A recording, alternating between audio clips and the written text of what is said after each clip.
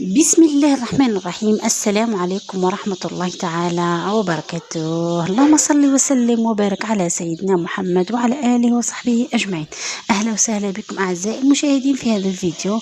اليوم كما وعدتكم تلبية لطلب أحد المشتركين أو المشاهدين، طلبت مني نعملوا لها كابة أو حقيبة بقياس كبير، واليوم رغبة للمشاهدين راني عملت لكم الصراحة هذا الكابا اللي تابعة للصاك تقريبا هي راكم شفتوا معايا في الفيديو الأول.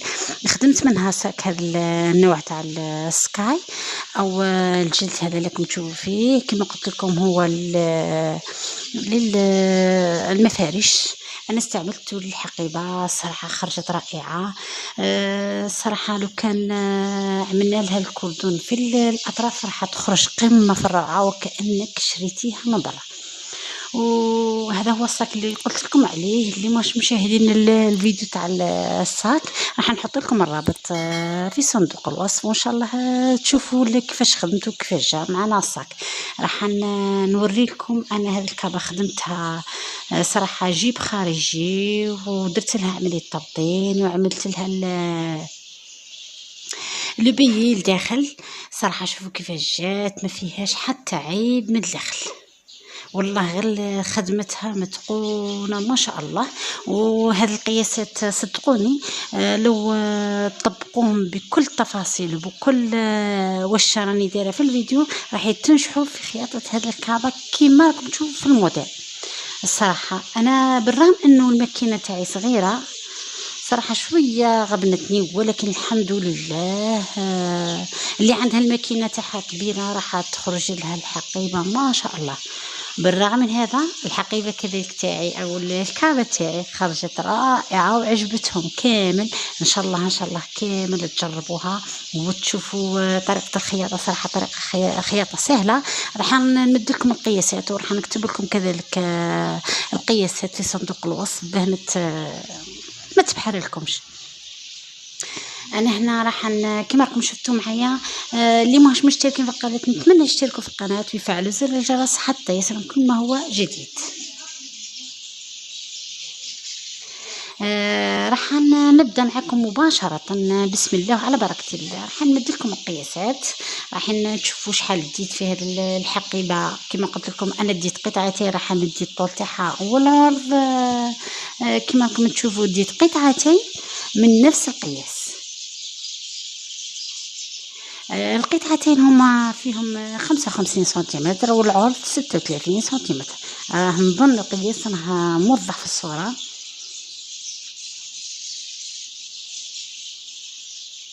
راح نبداو كيفاش نعملوها. انا راح نعمل على بعد 4 سنتيمتر، راح نعمل من الجانبين ونعملو بهذا الشكل الدائري. راح نعمل انحناء او قوس كما راكم تشوفوا. عملت في كل زاويه، الزاويه هذه اللي من الفوق عملت لها 4 على 4 ولقيت هذوك النقاط. اما هنايا حندي على بعد 10 سنتيمتر كما راكم تشوفوا، على بعد 10 سنتيمتر من الجانبين. كذلك حنحدد نقطه ونحدد نقطه من الجانب الاخر ونزيدوا نلاقوا هذاك القوس. نعمل على شكل قوس او هلال بشكل دائري. انا جبت هذا المقطع او الغطاء تاع الطاجين هو اللي عملت به باه ما نغلطوش. تقدروا تعملوا بغطاء اي علبه او شيء او مدور وتعملوا به. انا راني نمد لكم نسهلكم في الطريقه. راح نثنيها على 2 ونحكموها بالدبابيس ونكملوا ونقصوها باه تجينا القص تاعنا يجينا مضبوط وفي التمام. هذه هي القطعه الاولى تاع الكابه تاعنا، هذه الواجهه.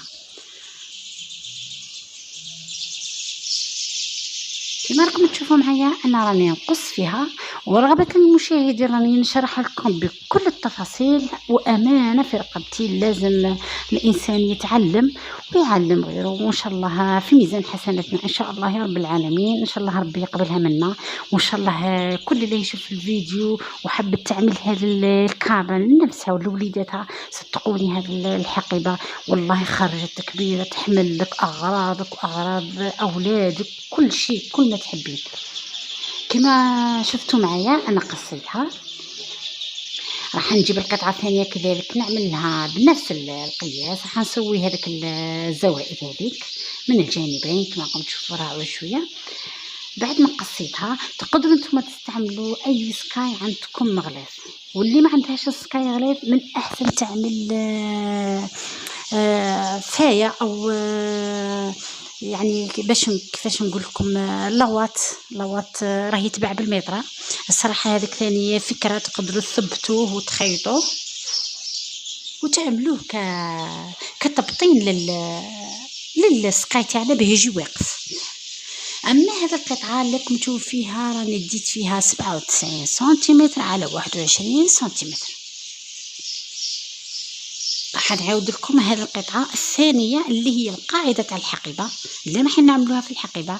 راح ندو فيها 97 سنتيمتر على 21 سنتيمتر. اما هنايا كما راكم تشوفوا معايا راح ندخل بحوالي 1 سنتيمتر من الجانبين ونزيد نحدد نقطه. كما راكم تشوفوا درت 1 سنتيمتر وهبطت ب10 سنتيمتر على بعد 10 سنتيمتر وعينت نقطه. راح نعمل يعني ندخلوا بهذاك السهم. راح ندخلوا راح تشوفوا تفهموا الفكره ان شاء الله. انا كما قلت لكم 1 سنتيمتر ونعمل هذاك كيفاش نقولوا له راح نميلوا هذاك القياس ونوصلوا النقاط اللي عيناها من 1 سنتيمتر حتى النقطه هذيك 10 سنتيمتر. كما في الاول انا قلت لكم 10 سنتيمتر، ولكن في الاول في القطعه الاولى دخلنا ب 15 سنتيمتر العفو، ولكن انا صححت لكم في الفيديو. راح هذه النقاط راح نعملهم للزوايا الاربعه. هذه هي القاعده اللي هضرت لكم عليها. هذه هي القاعده راح ندخلوا فيها كما قلت لكم ب1 سنتيمتر ونلاقي حتى 10 سنتيمتر ونقطعوا هذيك. راح تشوفوا الشكل وراح يتوضح امامكم الصوره.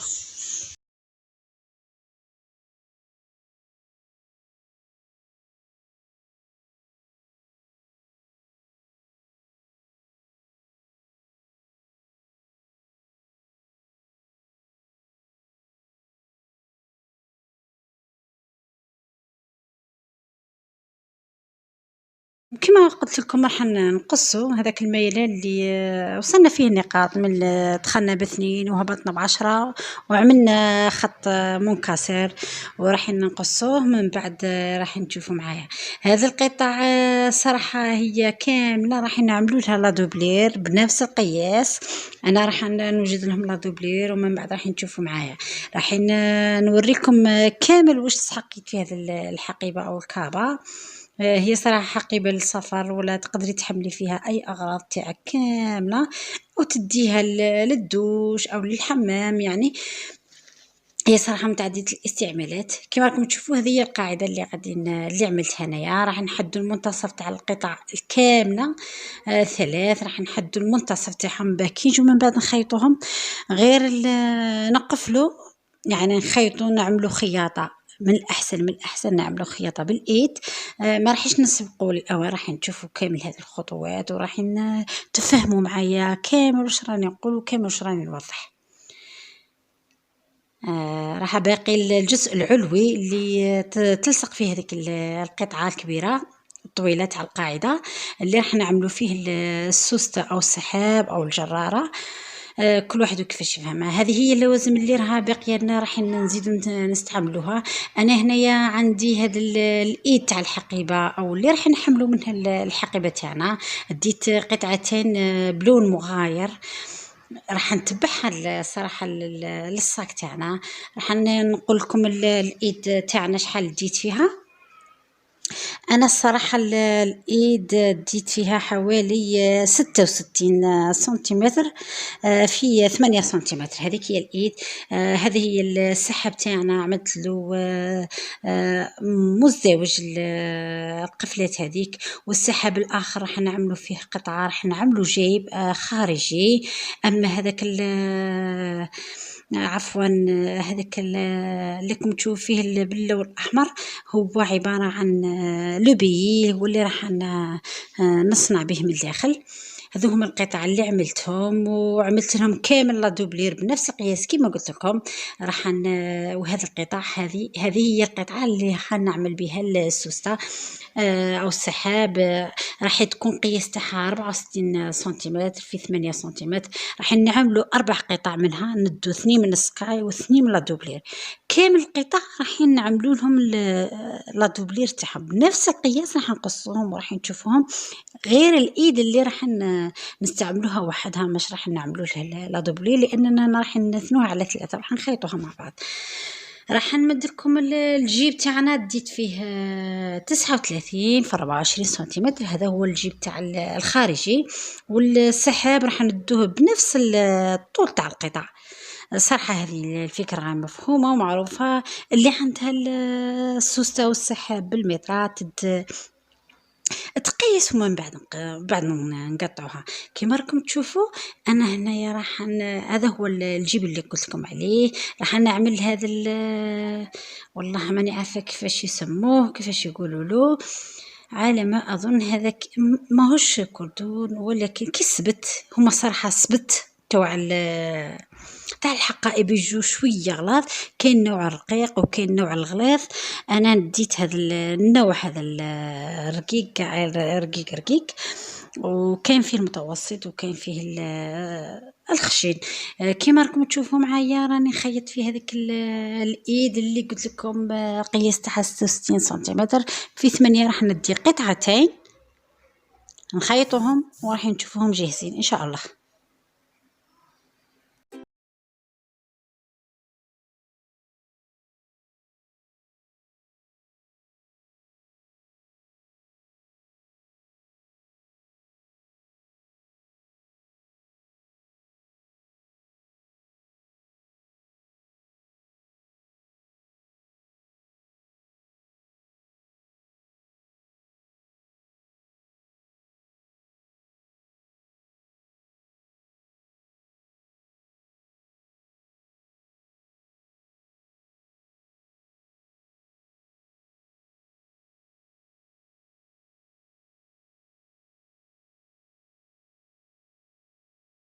بعد ما خيطت الايد تاع الحقائب الاثنين بنفس الطريقه، عملت لهم خطين وخيطتهم من الجانبين. راح نجي هنايا لا دوبلير اللي راني عملتها تاع كامل هذيك القطع اللي راح نعملوها للكبا او الحقيبه تاعنا. راح نثبتهم بالدبابيس ونعملهم خياطه في الجوانب. راح تشوفوا تتبعوا الفيديو. صراحه والله انا تعبت من الكلام. والله الفيديو راه طويل والشرح راح يكون طويل، سامحوني. لانكم انتم فضلتوا باش انا نتكلم، فلهذا في الحق راني نتكلم رغبة لكم بتفهموا معايا. والله راني لبيكم في كامل طلباتكم واش حب خاطركم ان شاء الله. وهذا الفيديو اللي راهي تشوف فيا صاحبة التعليق اللي كتبت لي يا ريت تعملي لنا حقيبه كبيره، انا نقول لها اختي اليوم لبيت لك الطلب تاعك، وان شاء الله الفكره تعجبك وان شاء الله تجربيها وتنجحي فيها ان شاء الله يا رب العالمين. كما قلت لكم كامل هذيك القطعه راح نثبتها بالدبابيس ونعمل لها خياطه جانبيه.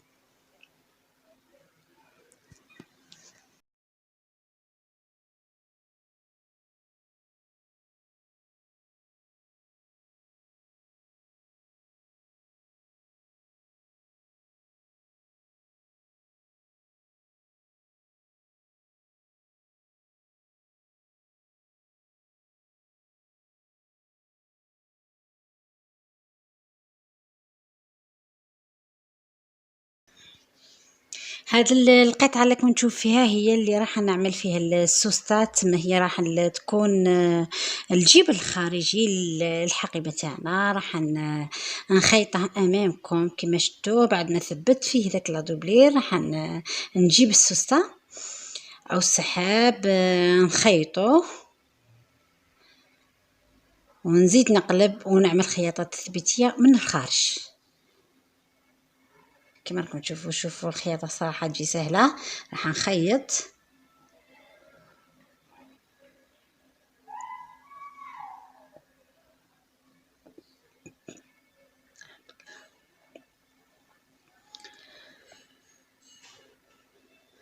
كما قلت لكم انا دائما نغير الرجل الضاغطه تاع او الدواسه تاع السوسته وتاع السحاب، نغيرها في الاتجاه الاخر باه تجينا الخياطه تاعنا سهله كما راكم تشوفوا. واللي الماكينه تاعها صراحه تخيط لها عادي من الاحسن، خاش لانه الماكينات الكبار ما شاء الله ما راحش يغبنوكم في الخياطه. انا كما راكم تشوفوا الماكينه هذه تبارك الله ما شاء الله، عندي لا مارك هذه تويوتا، ولكن تخيط لي ما شاء الله. ان شاء الله ربي يحفظها لي. والله راهي عندي في مده، والصراحه تعبتها بزاف بالسكاي كما راكم تشوفوا معايا. شوفوا انا خيطتها، راح نجيب هذيك على الجانبين من جهة العرض، راح نعمل هذاك السبتة هذيك بجهة، وراك تفهموا عليا علاش انا وضحتها.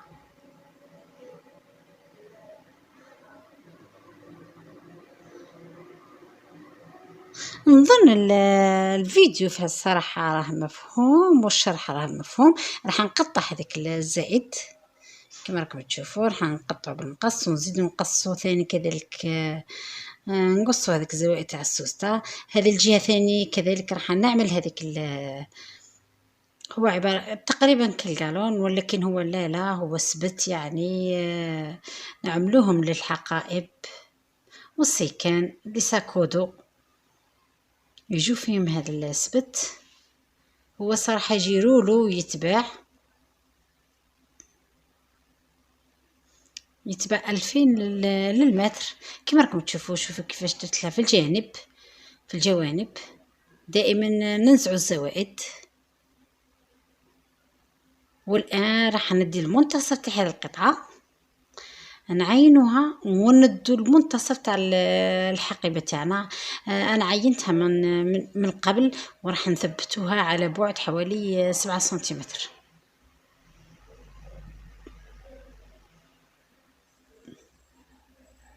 لازم الخياطة تاعنا تكون متقونة.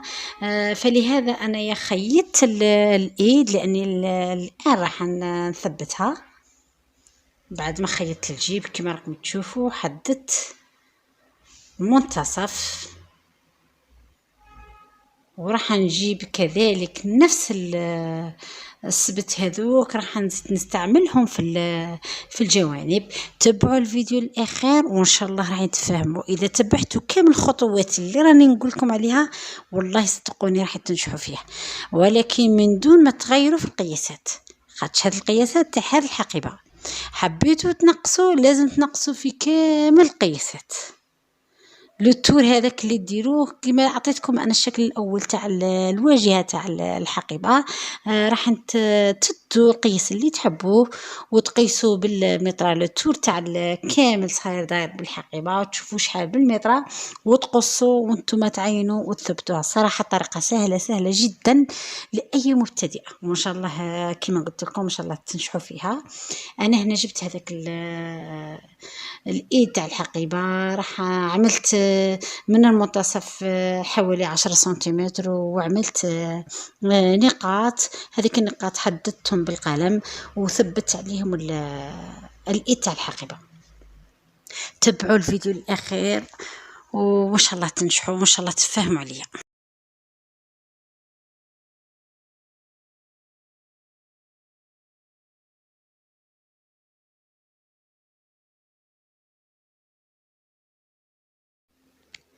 بعد ما ثبت الايد انا جبت كذلك السبت هذوك وضحت من جهة السحاب من الفوق، وضحت كذلك من الاسفل باه ذاك الجيب تاعنا يبقى عنده شكل مغلوق من الاسفل ومن الفوق. بهذاك السبت راح نثبتوهم وكامل وراح نخيطوا الايد وراح نشوفوا كيفاش راح تخرج معنا هذيك وتفهموا الطريقه. راح نخيطوا من الجانبين وراح نتفهموا الطريقه ان شاء الله.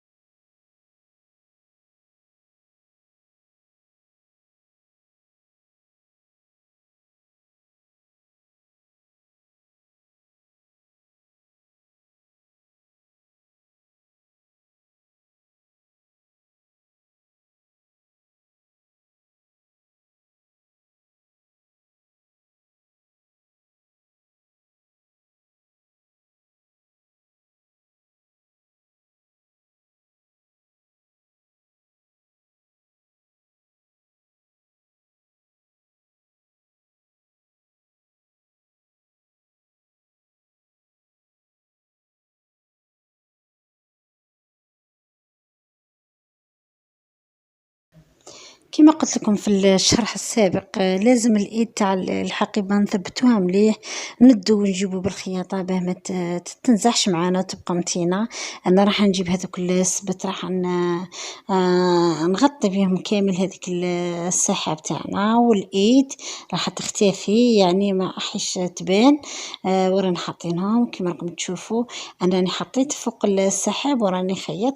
راح نخيط من هذه الجهه السفليه ونزيد نخيط من الجهه العلويه حتى تجي معانا النتيجة رائعة، وتجي خياطتنا مثبتة يعني ومتقونة. دائما نعملوا عمل متقون، ما نزيدوش نعاودو دائما.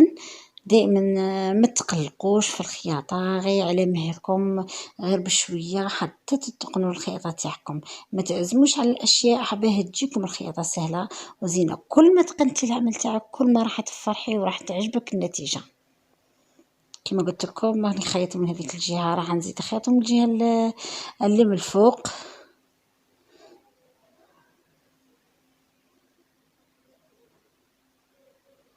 كما راكم تشوفوا اعزائي المشاهدين، الايد دائما عند الايد ندي ونجيب باه تثبت معنا مليح.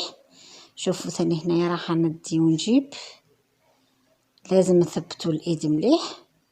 بالرغم اني ثبتها من قبل وراني نزيد فوق هذاك السبت اللي عملتهم، راح من الجهه السفليه كذلك نعمل هذيك السبت الثاني. كما راكم تشوفوا نظن الفكره واضحه. وراح نخيطوا هذاك الجانب، راه بدا الشكل تاع الحقيبه تاعنا يبان.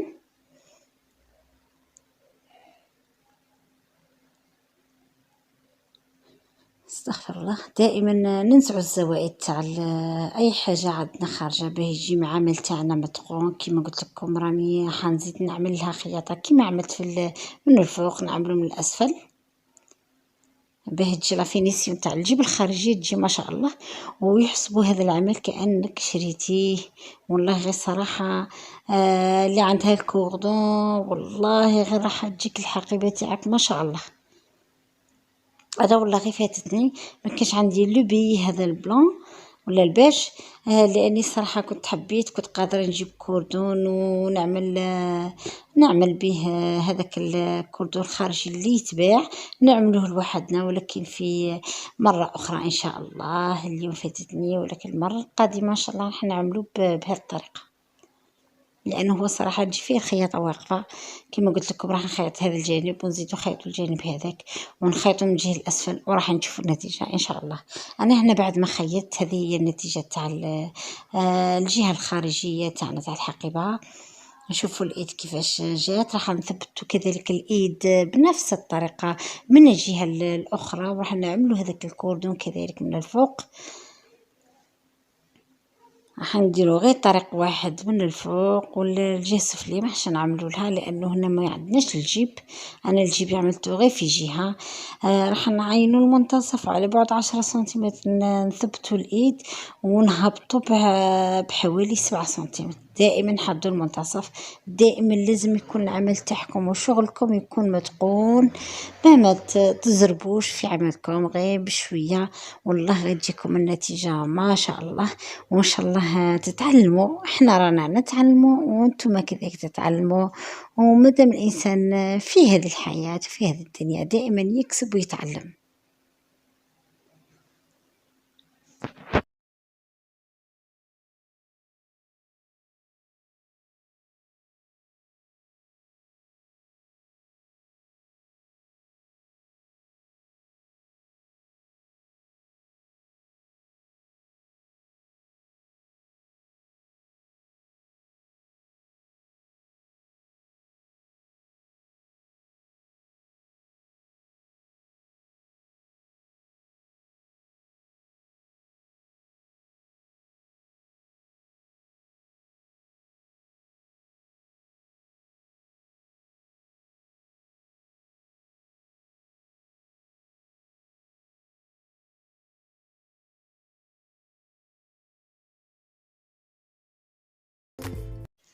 هذه الجهة الثانية للحقيبة. شوفوا كيفاش ثاني ثبت الإيد وعملت بنفس الطريقة اللي عملت بها من الجهة الأولى.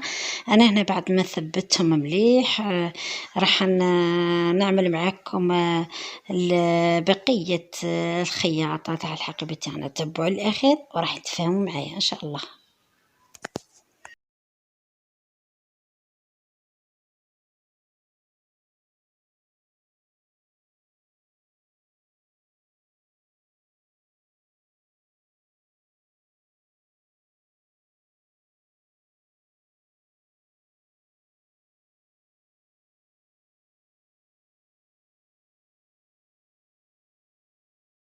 أنا راح نروح معاكم باش نخيطوا الجهة العلوية تاع السوستة. كيفاش راح نقفلوا الحقيبة تاعنا؟ راح نجيب قطعة تاع سكاي اللي كان قياس تاعها 64 سنتيمتر في 8. صحوا هذا القياسات، وكما قلت لكم راح نكتبهم لكم ان شاء الله وتعلموهم هذوك تاعش. انا هذه القطعة راح نحط في وسطها، راح نحط لا دوبلير وسكاي والسوستة في الوسط نعملو خياطة. الصراحة هذه الطريقة راكم عارفين تشوفوها معايا في السكان ان شاء الله طبقوها وتجيكم نتيجة مضبوطة.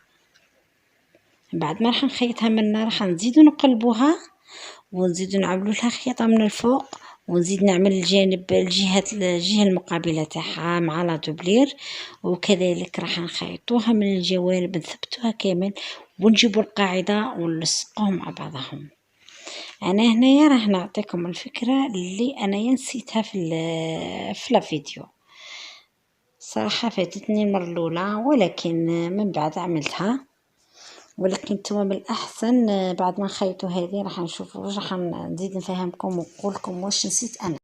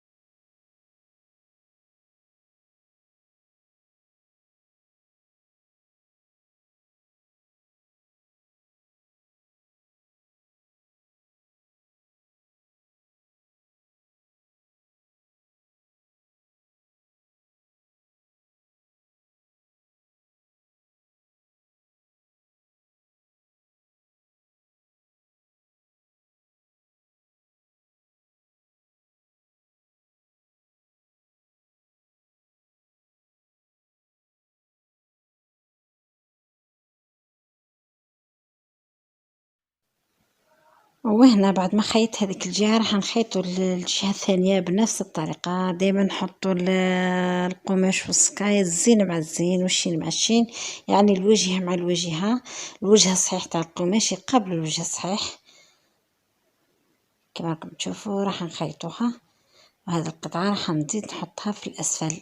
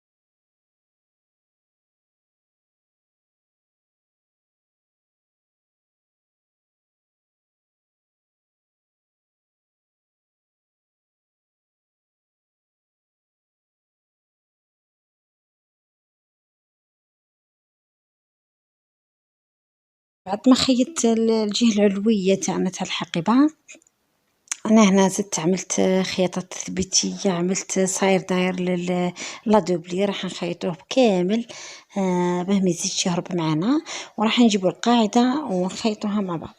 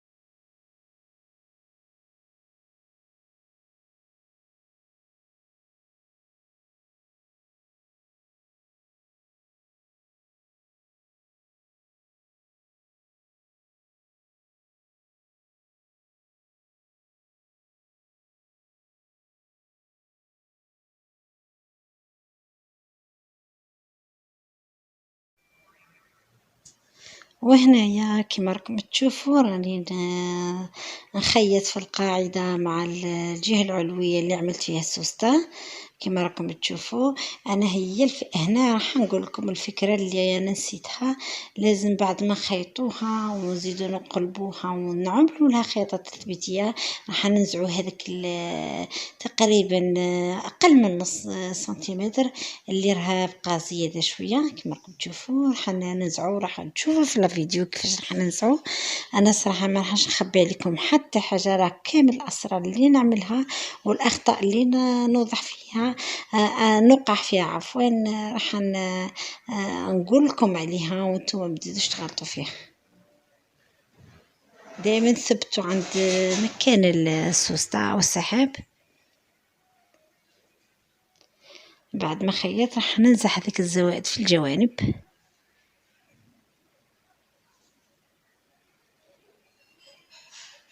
شوفوا معايا الاخير، هننزح هذيك نصف سنتيمتر كما راكم تشوفوا. راني ننزح فيه من الجهه هذه وراح نزيدو ننزعو من الجهه الاخرى، وراح نقلبوا السكاي تاعنا وراح نعمل خياطة تثبيتية. الجهة الداخلية هذه اللي قلت لكم عليها لازم ندربوا هذيك الخياطة بكشبي او دوك السبت راح نوضعوهم في الوسط من الاحسن. انا كي قلبت نسيت صراحة فاتتني. راح نزيد نعمل خياطة تثبيتية كما راكم تشوفوا ونعملها كلبية من الداخل. لازم تعملوا الان كلبية.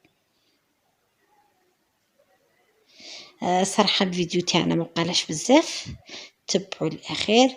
هو صراحة طويل والله غالب ما عنديش كيفاش ندير، لازم نشرح لكم خطوة بخطوة حتى تفهموا هذه الحقيبة. والله غير راني نمدلكم كامل واش عملت في هذا الفيديو.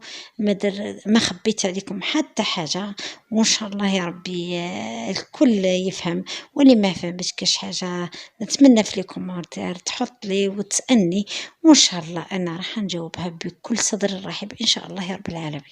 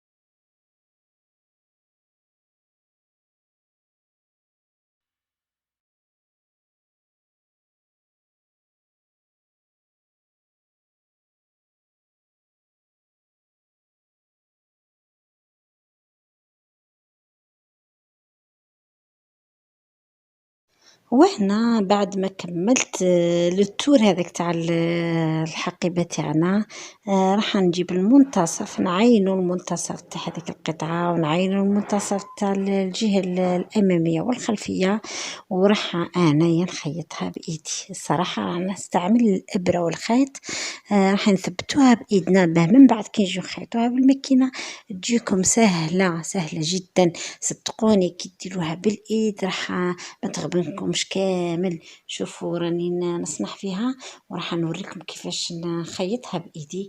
الصراحه كي نخيطوها بيدينا تجينا نيشان، وكما راكم تشوفوا شوفوا التور تاعنا. هذه هي الايبانغ، راني ثبت بالايبانغات، ولكن راح نعمل خياطه كبيره عشوائيه، مش راح نخيطها خياطه رقيقه. ولكن انا صراحه ما نزحتش هذه الخياطه، خليتها وزدت خيطت عليها، لان راح من بعد نغلفها باللوبي. راح نعمل التور هذا كامل صاير داير.